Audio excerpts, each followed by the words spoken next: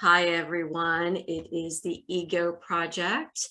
I am Lisa Heidle, and we have Cristine Seidell, and we have our guest, SarahVrba, who's here with us and who is going to be talking about the ego and being an empath. We are so excited to have you, Sarah. Yes, Thank you so much. Yes. Yeah, it's great to be here. I'm so excited. I love what you guys are doing here. And yeah, this is going to be a really fun topic to dig into today. Oh, thank you. What we're going to do is, first thing I'm going to do is I'm going to read a little something I pulled from your website, Sarah, and then I'll explain why this so impacted me. And I think it's a perfect example of what being an empath is. Okay. So I pulled off from Sarah's website. She says, I'm an intuitive tarot reader, trained historian, artist, and internal explorer. I serve as a comforting, supportive bridge between this very practical physical world and the magical unseen world that resides within and around us at all times. She also went on to say when she was looking for someone who resonated with what she needed, I realized about a decade ago I was going to have to create that feeling in that community myself, which is about being an empath and finding the right guidance. So Sarah, I'm going to let you talk a little bit about what that means to you and why you wrote that, especially that I love that idea about being a bridge. So what does that say about you? That's a good question. Yeah, I think that kind of encapsulates my whole life trajectory, really, because I didn't really have language. As a kid, I wasn't very self-conscious about it, of course. But, you know, getting into your teens and early 20s, it's like there's this internal experience I'm having, and then we have culture and we have all these external things that are just chugging along like normal. And it really spurred me to seek out answers, ways to explore that, ways to connect with it and make sense of this internal experience I was having that didn't seem to be, you know, as widespread, I think, in culture as it is now, thankfully. But at the time, there was very little. And so that's really been what's pulled me forward this whole time, and even how I ended up doing what I'm doing professionally over the last 5 or 6 years. So, wow, that's awesome. Yeah. What exactly is your definition of being an empath? Yeah, I mean, there's so many different ways that you can think about that. And I think often this experience is layered. We're going to have, each empath is going to have, you know, different reasons for why and how they're experiencing that. But I mean, it is that ability to be able to feel the energies around you and to pick up on them and to have those kind of extra feelers out. And I think that can be very different for different people. But yeah, a lot of times there's a lot of high crossover with highly sensitive people, high crossover with people who've had maybe some stressful traumatic events in their past as well. So it's a complex and deep topic. And of course, there are a lot of us who are just born with the extrasensory ability to sense and feel that energetic world. So yeah. I think that's my take on it as well. That's how I see being an empath, is you feel energies. It shows up for people in different ways. And so I know for you, one way that it showed itself, how you started finding the answers that you were seeking, was through astrology and through tarot and through art. And so I'm very excited. I'm going to break those up. Actually, I'm going to flip them. So can you tell us about your path with art? You know, Cristine does art therapy. I'm a writer. So I'm curious about your path as an empath through art and what it's taught you. Yeah, I think that was one of the gifts in my life. Like, my mom was very passionate about me studying violin and piano and ballet from when I was like 3 years old. So I was always surrounded by expression and self-expression, which I think was such a huge gift to just have that forefront of my life. And then, of course, I was really lucky to go to like an arts high school. And so studying, you know, music and dance while also doing academics. And so it's just always been there as an outlet, even when I didn't have language to understand maybe what I was experiencing as a highly sensitive empath who was having some psychic experiences and other just overwhelm. Art was the way that I was able to soothe and calm myself. I would just go to my room at the end of the day and I could just create a whole world and really connect with that hidden experience. So it's played a huge role in just, I think, keeping me grounded and connected. I love that. That actually is such a component that I don't think that we really address enough for empaths is, finding that place of release, because that is what it feels like, a sense of overwhelm, right? Like you're receiving, you're processing, you're, compartmentalizing a lot of the energy and emotions that you're receiving from people you're around, either, just in a room or in close relationships too, as you learn more and more about, what's going on in their lives.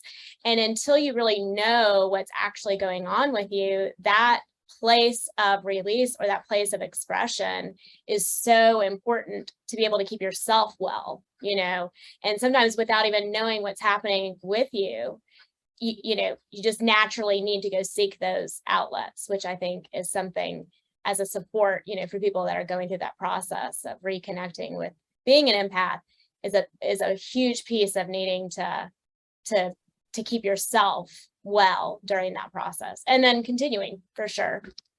Yeah, absolutely. And it holds so much information, so many kernels of wisdom about yourself as well. It can kind of be a bit of a map that can lead you to some really great information about yourself. Yeah. Sure. And how often do you do art now? Are you still, are you a working artist? What is your occupation as far as art goes?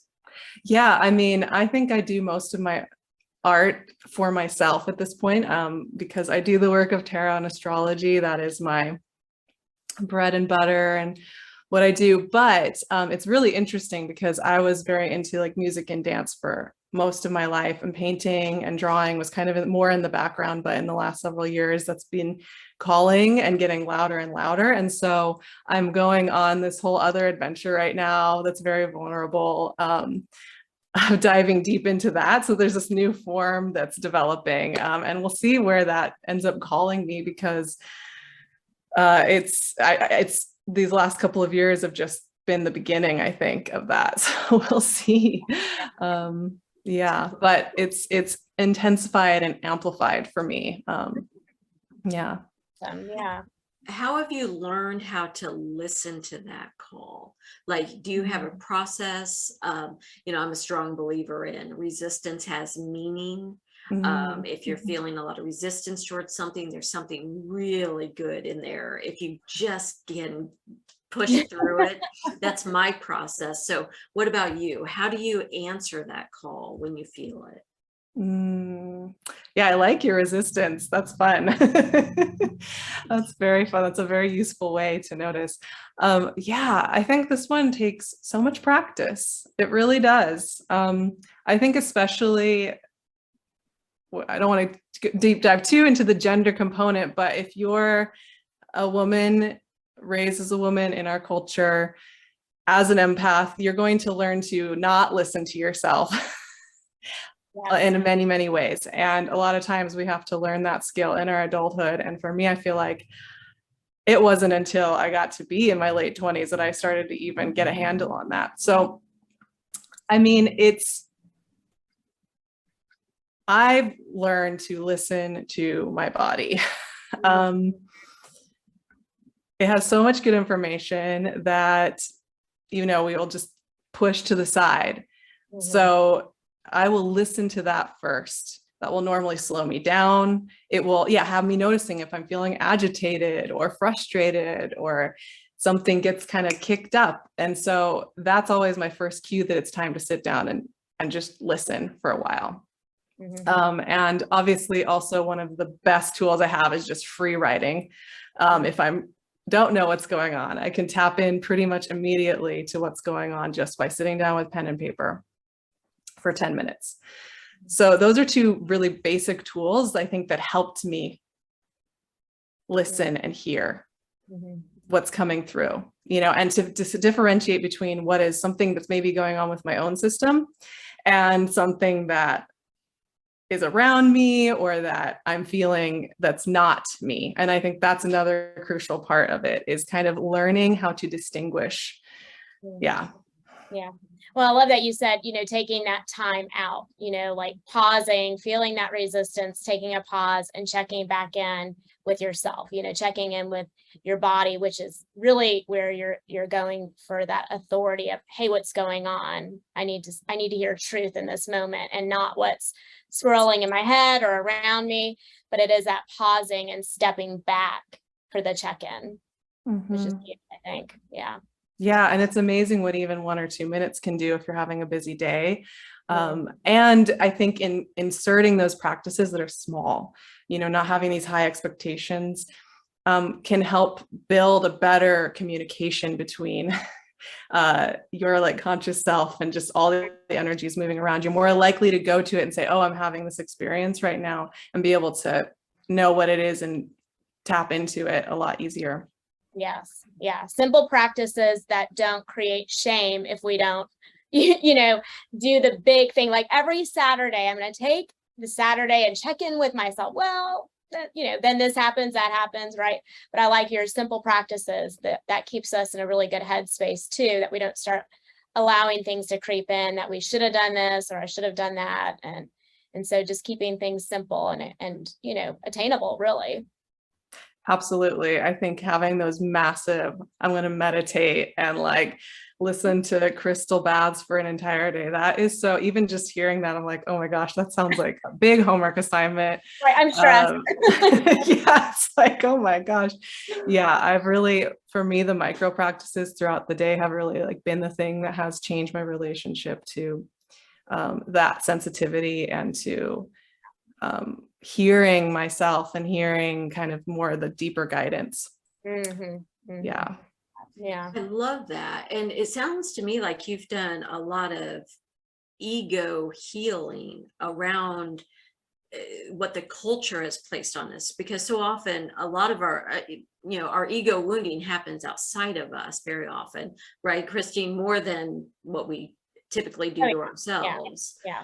And so for you to say whether anyone understands this or not is irrelevant. I know this is important to me. I know it works. How did you get to that place where you were able to give yourself permission to listen to your body, to give yourself those, micro breaks, those micro reflections? How did you get there? Yeah, I think I still have good and bad days with this one, honestly. I think especially being on the internet and doing so much work on the internet, there are days when that is easier and there are days when it is harder, which is just truly the honest answer.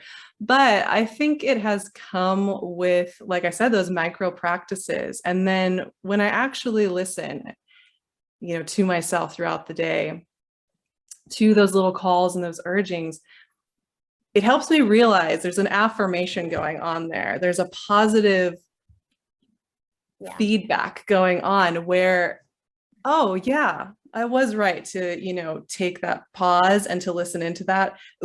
It does feel good to create this thing or to work on it from this perspective. And so I think it's been something that has built slowly, and honestly, just doing and expressing myself even a little bit before I was ready. Oh yeah. Because I can sit inside myself all day and say, like, because I did have a lot of shame about my psychic experiences and my high sensitivity as a teen that I did push down in my early 20s. And that was a hard time in my life with that divide. And so I did take work to kind of just be like, yeah, this is me. And it did require putting myself out there. And it's amazing. And I know that this has been discovered with shame and with the shame that so much is connected, shame and ego, right? These are such tightly wound, they work closely together, but it dissipates it in sharing it.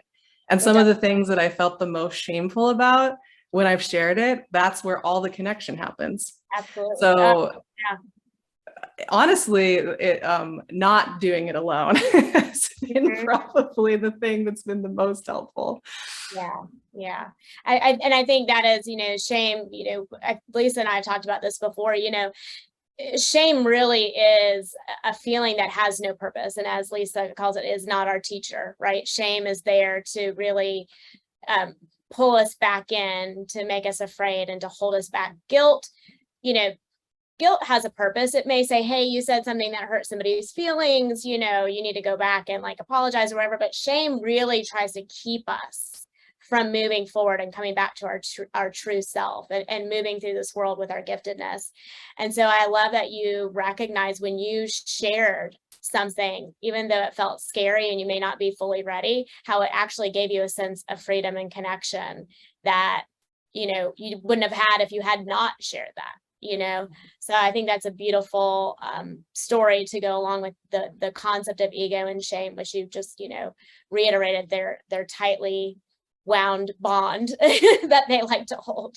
So yes, they really are. I mean, more often than not, they have this interesting conversational relationship. And yes, absolutely. Yeah. Well, you mentioned the, your tarot and astrology journey, and I'm so interested in that because talk about ego work. You have to be doing a lot of ego work to be on a platform, where people, follow you, engage with you, give feedback, positive and negative. And Cristine and I have talked about that as a creative, getting that feedback and how that affects the ego and can cause wounding. So I'm very excited to hear about the ego work that you've done around stepping onto a public platform. Yeah, and that's one that's really interesting for me because I think it's gotten deeper the more years I've done it. I'm almost 6 years in to being on YouTube and really being in that space. And I think as I get deeper into it, the more I see where I'm needing to let go and just let myself be who I am, because I've gotten more authentic as I continue to do the work and peeled off more layers and just kind of show up as I am more and more, which challenges the wounded part of me that feels like I need to hide in the perfect performance. And even recently, I've had some comments that came up and just totally, normally I would just brush them off. I don't really mind, but they just completely overtook me. I just thought, oh my gosh, they're probably right. And went all the way back there. And I had to really sit with that and look at that because it made me realize and have a deeper understanding too of the energetics of that critical voice, because it mirrors my critical voice. It mirrors my self-shaming, and it all has a similar tone. And there was something that happened where it just clicked for me just in the last couple of months about that tone and how it's shared by, a stranger on the internet commenting, and by that weird shame triggered wounded ego protection voice, how much they share that. And I think it's actually helped me recognize the tone and quality of that voice much more clearly than ever before, which was a very exciting breakthrough because now I feel like I can separate it out. I can understand what that voice is inside of me as well as outside of me. Yes. I love that. I mean, that really kind of goes to, and there's so many synchronicities to some of the conversations we've had in previous talks on the Ego Project, where we talk about, when we have our feelings hurt, when something hits us and somebody says something, really that's going back into that ego of what part of this do I believe to be true, because it won't hurt us if there's not some component of it that we believe is not true, right? We could move through it. If we would be like, that is so ridiculous, why is somebody saying that? But when it hits us, there's somewhere in that subconscious that we've believed a message about that. And so I love that you're able, when you talk about the tone of feeling of the criticism coming, right? What is that really? you know, and that's such a beautiful testament to needing to do this work, especially when you're on a platform that you are on, because, you know, you are here to share something, you know, your purpose is moving in this way, right?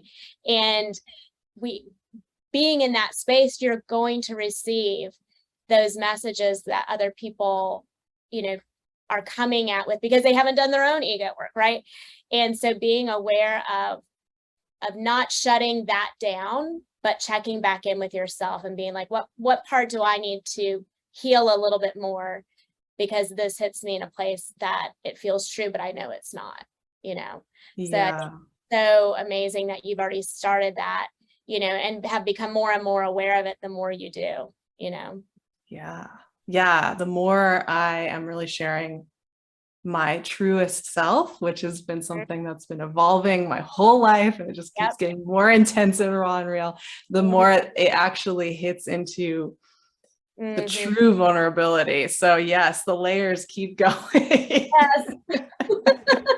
Yes, absolutely. Yeah. Like, oh, I thought I had worked that out, but no, it's still little remnants there. Yes, exactly. But the breakthroughs come too at such a more potent and profound level every time you hit into that next one. So yes, which is, you know, which is the beauty of your calling and your purpose, is that you have everything you need to move through those, you know, and how each time you become more and more aware, you're protected by, you know, already doing some of that work previously. Yeah. Yes, definitely. I would say that going and putting yourself out on a public platform, it is weirdly healing, because you really do have to look at those places of ego that aren't in healthy functioning. And I mean, it's a very efficient way.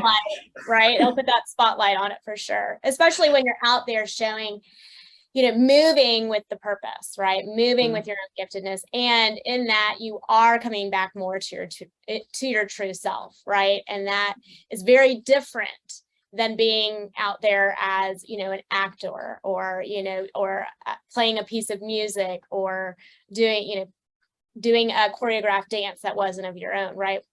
This is very different, because this is all coming from one place. So yeah.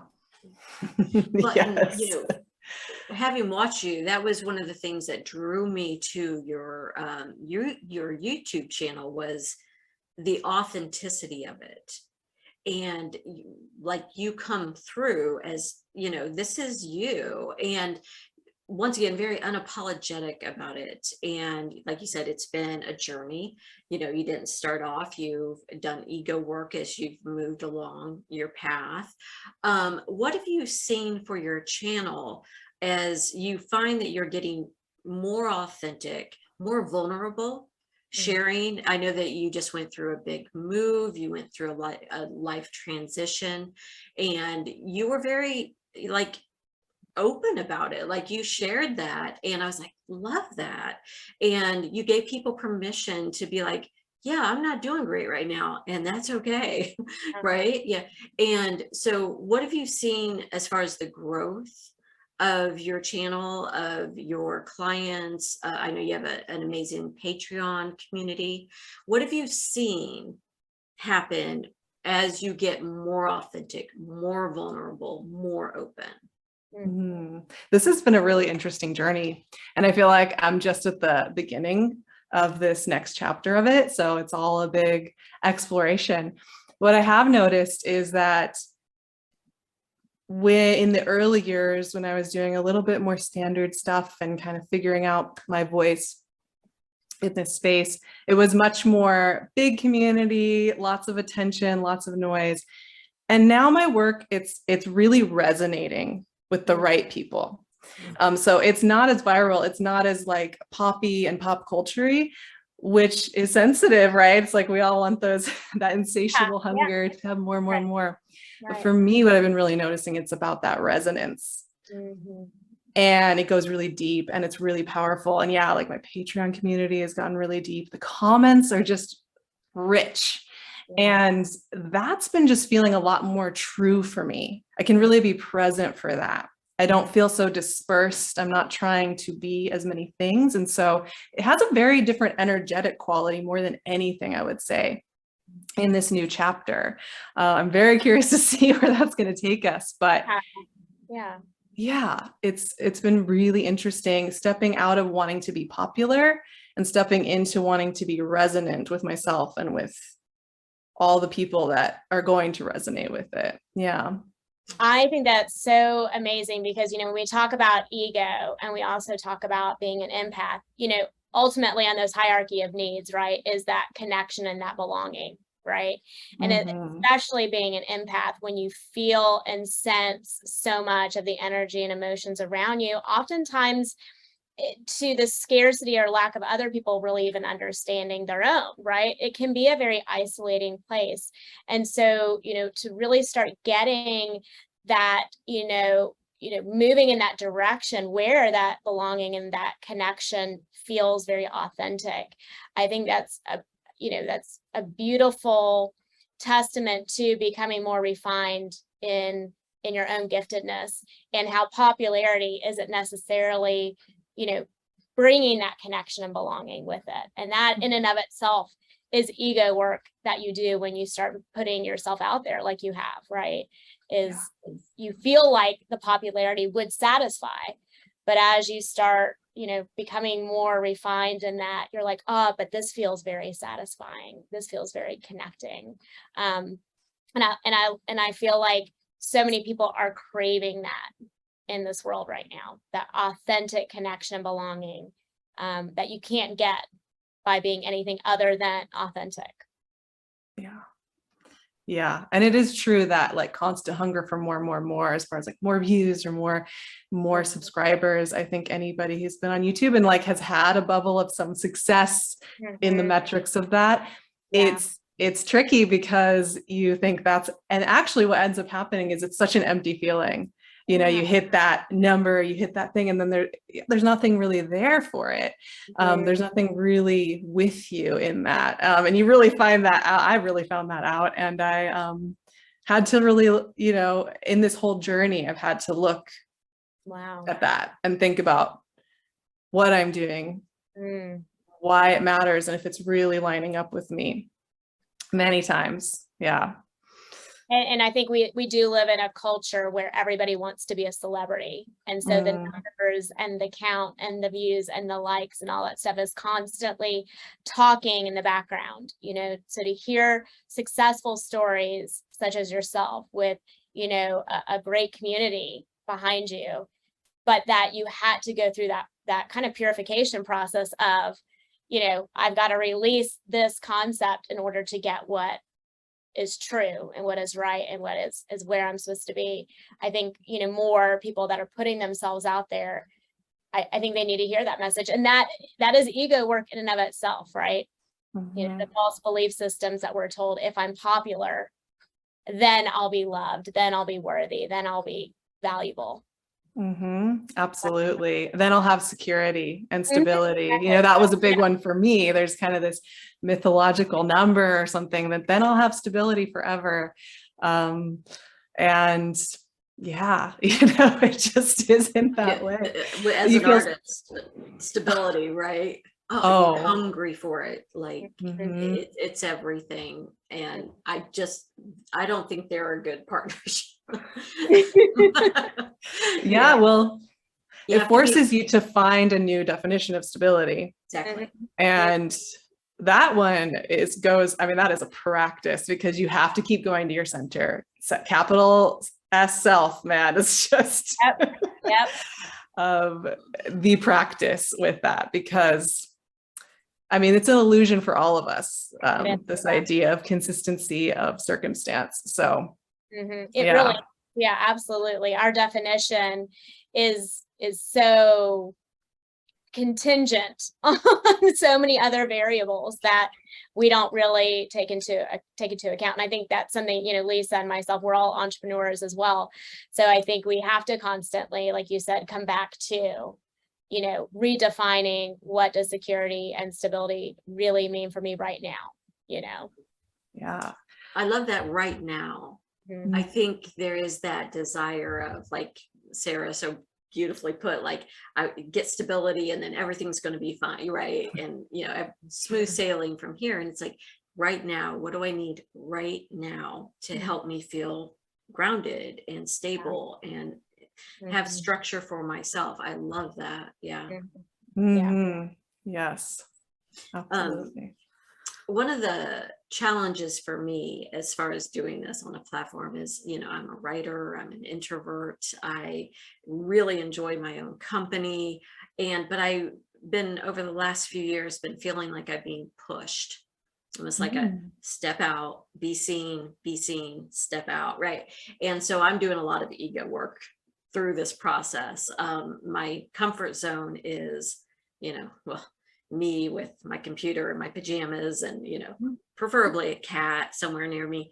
And that's, you know, and that's pretty much it. And then, but to do this, you know, there's so much reward on the other side, yet it's not in my comfort zone. So I'm kind of curious about, you know, as an artist and an empath, I think, am I reading that correctly? Is that sound resonate with you as well? Yes. Yes, 100%. I mean, just today I ended up just staying at home and getting some work done, and it just felt so good.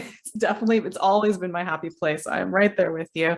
And it is, you know, you do have to find that little bit of like courage and adrenaline to put, you know, your face out there, because it feels so good to just be creating in my happy little interior world. I mean, that's always going to be my happy place. But I was just thinking today about how, for me, those are the sentences of my life. Those are all the words and sentences, but the punctuation really matters. And it's about finding the punctuation that I want in that cycle, and just kind of thinking about it in that way. Because without the punctuation, it's just me. I start to get really discombobulated. I'm just floating around out there. Yeah. And it can get misinterpreted, right? You know, I mean, punctuation is what helps define meaning, you know? So, wow. Yeah. Well, and there's that floating around out there has such an appeal. It's so the best. And I mean, I think that's part of it. I think that I've kind of tried to learn to invite the floating along into the world with me. Like, instead of having this kind of divisiveness, it's like, oh, that floating along people are interested in that and value that. So like, how do I weave that into whatever I'm creating in here? Because that is my happy place. Pretty much my goal is always to go back to the floating. Right. So how do I invite that more into everything I'm doing? And the energetics of it. Yeah, I like that. Yeah. Yeah, it's finding that sweet spot, right? Yes. Yeah, that's what I'm always shooting for. It's like, because, you know, I love to float. I like our languaging, and we both understand. I think Cristine does as well, what that means, right? But I also love to build. Yeah. And I'm always a create, and I'm always seeking that sweet spot. And whenever I get too far on one side or too far on the other, then what you said about checking in with my body, I feel anxious. I feel something's wrong. I start externalizing outside of me, paying attention to what other people are doing. Anytime I'm doing that, I'm like, oh yeah, I'm out of balance. Back to me. Yeah. So I love that. So Cristine, with clients that come in to see you that are empaths, can you give us some insight into them? I know I'm curious. I don't know, Sarah, this is yeah. for you. Yeah. Like, how do you guide them? Well, I think for people who come in, you know, into the therapeutic room as empaths, you know, some of them are just, you know, aware that they consider themselves very sensitive, you know, that they are very emotional. Again, they have the wounding vernacular that there's something wrong with them, right? Like, I'm just super emotional, I'm very sensitive. You know, so a lot of people come into the therapeutic room not really understanding that is part of their true self and it's part of their giftedness, you know, but they are operating oftentimes within the shadows of that facet of them. And so in therapy, you know, depending on what it is that their presenting concerns are, we start shifting their perspective into more of how does how is this a benefit for you? You know, when you are sensing something, you know, how are you processing through that? You know, where are you giving yourself, you know, the honor it needs to be able to own that and honor it and validate those feelings, right?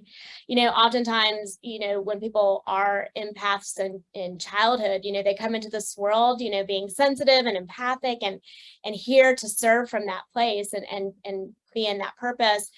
But they get, you know, the internalizing story that there's something wrong with that. And if I could just, then people would not feel I'm too much, or I should just learn to, right? And that internalizing story occurs, and we see empaths typically move into oftentimes relationships that they develop more codependent behaviors and tendencies because they don't want to be too much, right?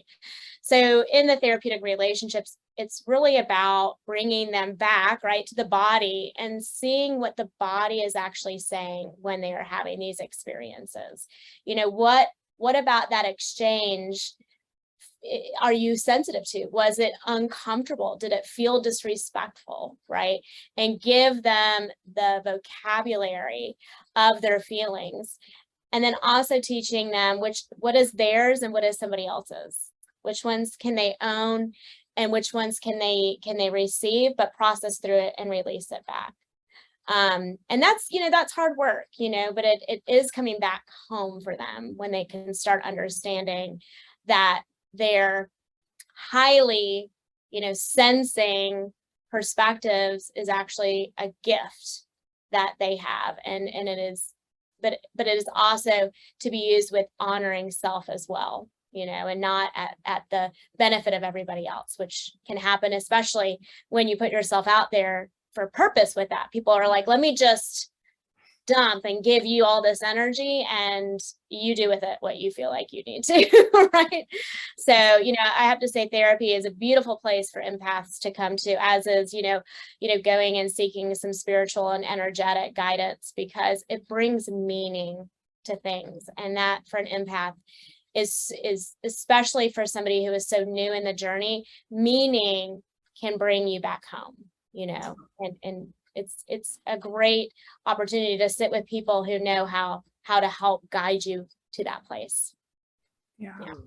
That's beautiful. And Sarah, for you, you know, you have a large community that you work with, and I'm assuming the majority of them are empathic. Am I accurate about that? Yes, definitely. Yeah. So like, how do you work with them? Like, how do you guide the people that are part of your community? Yeah, I mean, I think it's so fun because in my own search for tools, there's a really great convergence between a lot of therapeutic models and the work that I do. I think they just work really, really well together. And, you know, so a lot of what I suggest will actually completely overlap with a lot of what you will do in, you know, internal family systems and other things like this, where you're really getting in touch with listening and getting in tune with what's really going on. So yeah, it is a lot about, like I said, those micro practices, checking in for 1 or 2 minutes, and really developing a language for how you can commune with your accessing that true self. So yeah, it's all about building language. And I think I'm a big proponent of finding a way to describe it for yourself, like giving it new words and new textures, maybe things you didn't have access to in your childhood growing up. And so really getting into the creativity of it as well, and how fun that can be to create the internal world that works for you. Yeah. Oh, that Oh, was that so texture. good. I love the concept of textures, you know, when you're coming back to yourself, right? How does this feel, not only from an emotional perspective, but, you know, within the, you know, environmental world, you know, what is the texture that this feels like, you know, and bringing in, you know, art is a great, you know, place for that, or music, or whatever the modality may be, you know, being able to translate it in that way. Yeah, I feel like so much of the joy and the creativity of healing is just like seeing how much you can translate. How much of this can I translate and find like language for, either in painting or music or words or movement, however you want to do it. Oh my gosh, it's so much fun.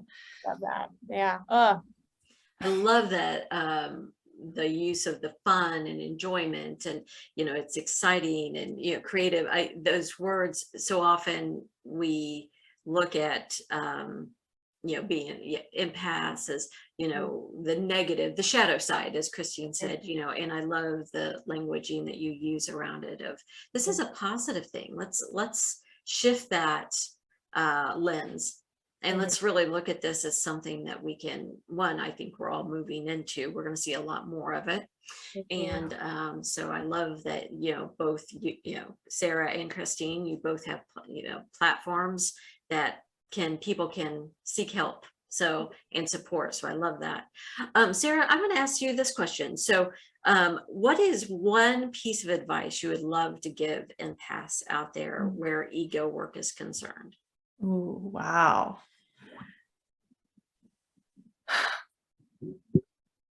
Pay attention to the judging voice. Learn what it sounds like. Get to know it. Give it a name. Have fun with that.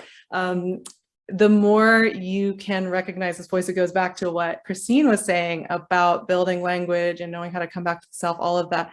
That can only happen if we find a way to understand and know the judge, the protector, the guardian, all that, can show up in many varieties, because that is often, where the shame will come from being sensitive, where it will feel embarrassing, where you don't want to share, or where it feels like you are judging yourself for needing a break because your equipment is tired.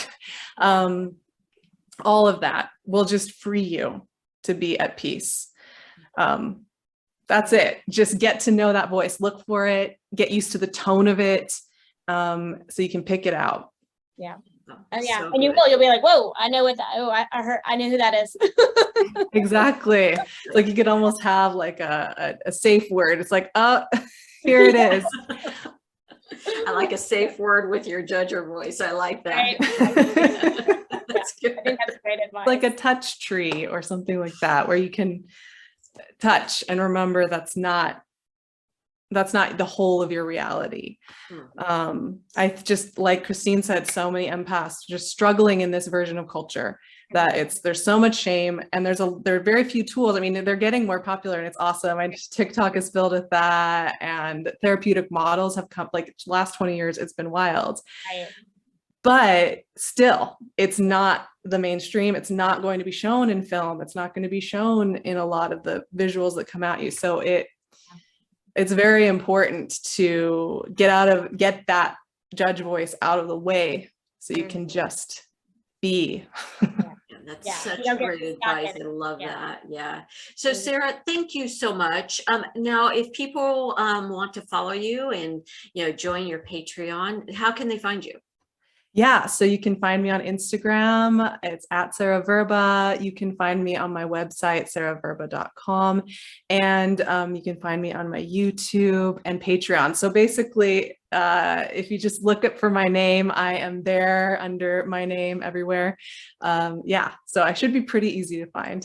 Great. And I'll go ahead and we'll put your links in our information as well, so awesome. People can find you there. And once again, thank you so much. We would love to have you back. I think we would have many more things to talk about, the three of us. What do you think, Cristine? Oh, 100%. I've already been watching the videos. I've been on her Instagram. I'm like, I need more and more and more. So oh, that's awesome. Yes, I would love to come back. It's been so great to talk with both of you. It's like, yes, you're all kindred spirits here.